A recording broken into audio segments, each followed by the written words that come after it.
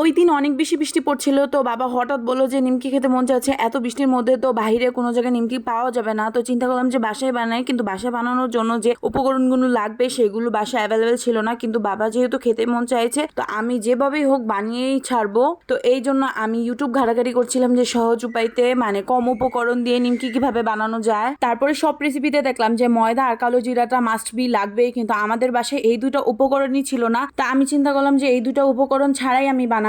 আমি আটা দিয়ে এখানে বানিয়েছি, একদম সিম্পল রেসিপি। আটা, এখানে একটু পরিমাণ মতন তেল আর একটু চিনি আর একটু লবণ দিয়েছি। চিনি দেওয়ার কারণ হলো ফ্লেভারটা একটু ইনহ্যান্স হবে, একটু ব্যালেন্স হবে, একটু ভালো লাগবে এই জন্য। তারপর এখানে আমি মধ্যে 15 মিনিটের মতো রেস্টে রেখে দিয়েছি। তারপর 15 মিনিট হওয়ার পর আমি এইটাকে ভালোভাবে রুটির মতো বেলে তারপর একটা ছুরি দিয়ে নিমকির সাইজে স্লাইস স্লাইস করে কেটে নিয়েছি।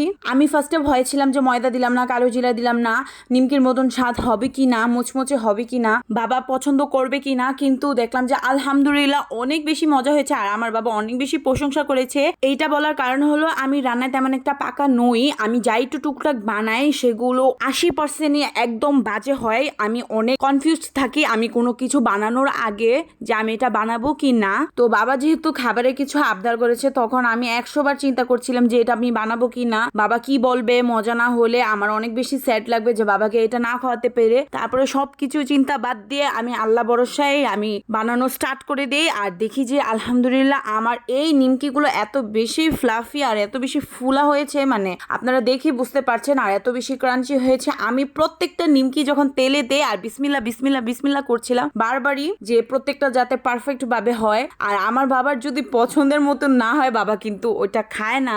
আমার বাবা কিন্তু তেমন একটা আবদার করে না, তো যখনই এই আবদারটা করেছে তা আমি না বানিয়ে কি থাকতে পারি। আর বাবাকে খাওয়াতে পেরে আমার যে মনে কি একটা শান্তি এসেছে, যারা আমার মতন মেয়ে তারাই বুঝতে পারবেন।